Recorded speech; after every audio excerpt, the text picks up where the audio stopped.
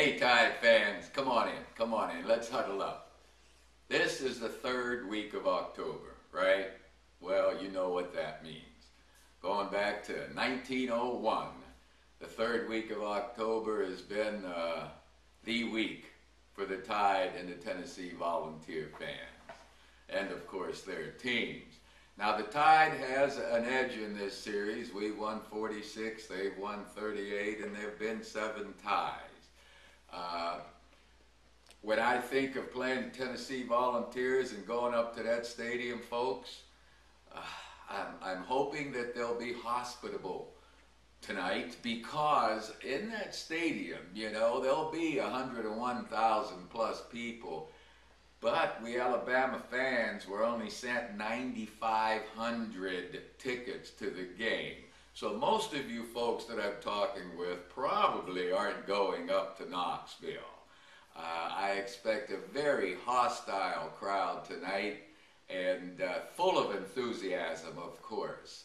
Now, Tennessee's always, it's been a big rivalry, and I decided to check a little history, going back to a book that Coach Bryant wrote with John Underwood back in 1974.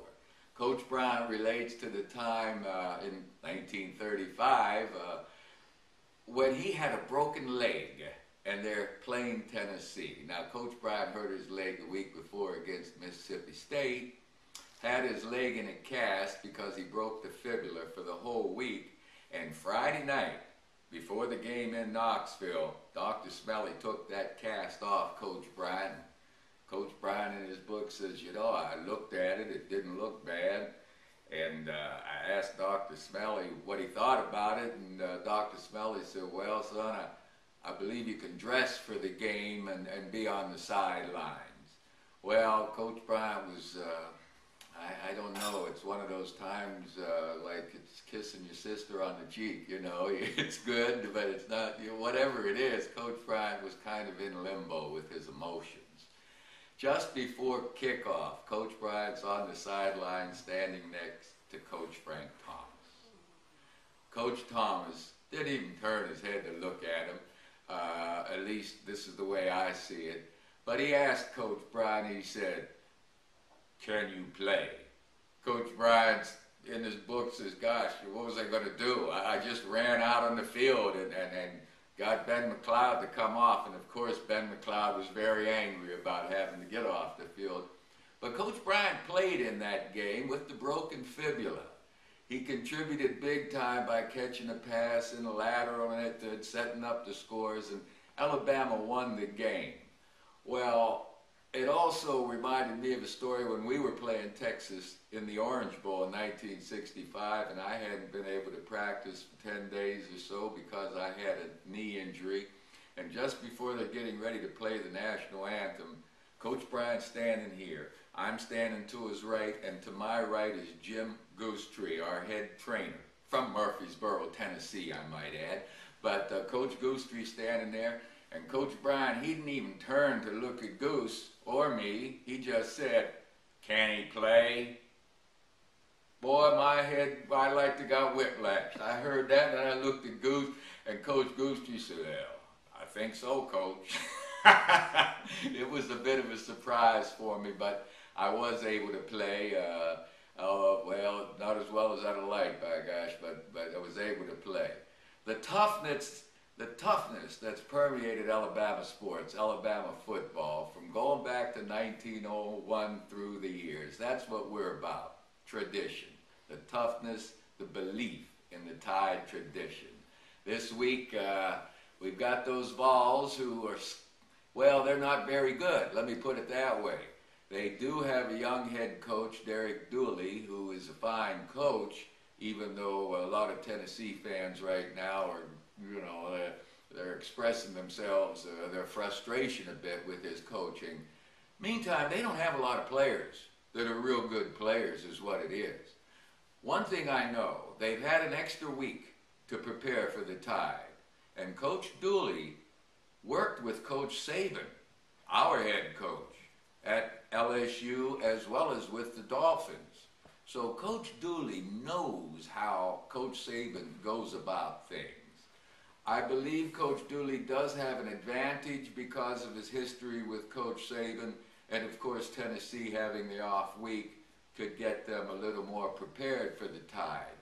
But when I said they don't have the players, they're young yet, I mean that. I mean, they're starting 1 sophomore, 3 freshmen, and a fellow that never started at center before. This is their offensive line, right? A sophomore, 3 freshmen, and a center that hasn't started before. Well, I don't care how long they practice in these last 10 days. They should not be able to handle the Crimson Tide's front. I think it's a problem for them. Tennessee's tackling also on the defensive side of the ball has been, from what investigations I've made, has been poor.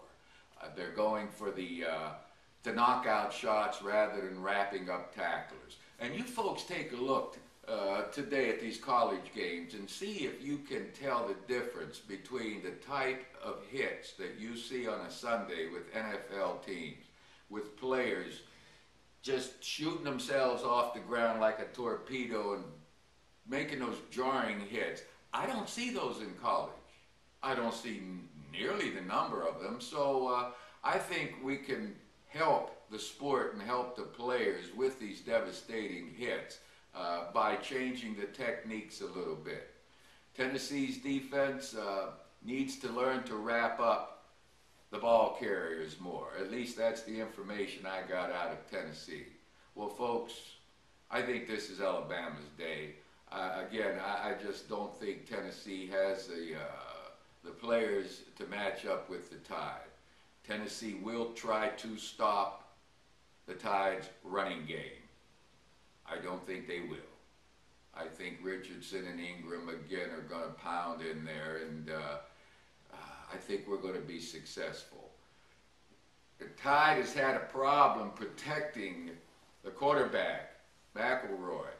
Well, Tennessee may think they can get some pressure on him, and again, Coach Dooley, knowing Coach Saban's pass protection schemes, running blocking schemes, they have an edge in that category. They're going to be expecting a lot of the things that Alabama will do, and may be able to contain the Tide's offense a little bit.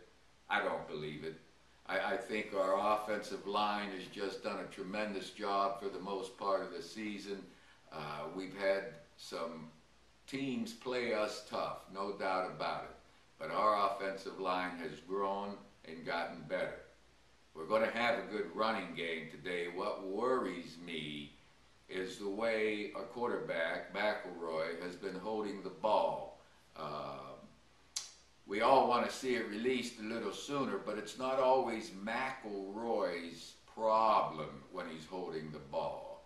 Sometimes receivers are covered.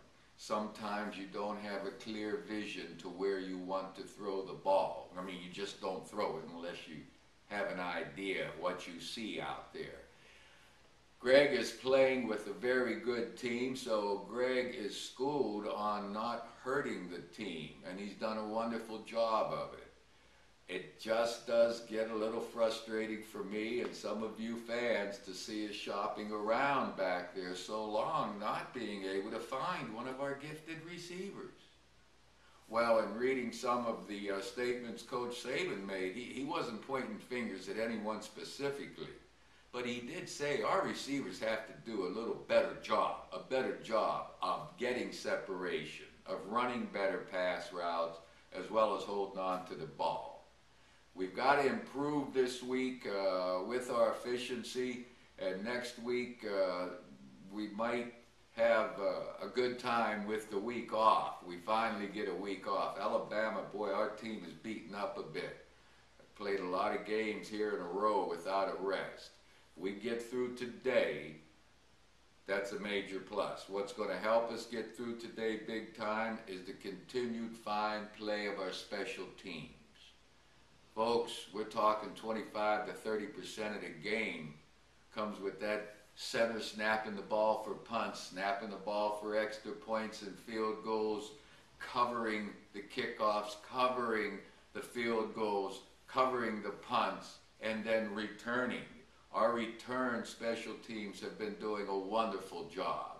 We're giving Mays a good chance to run as well as Richardson, and those two guys, when they get a punt or a kickoff, boy, we all kind of get up on the edge of our seats and we're waiting for the big one.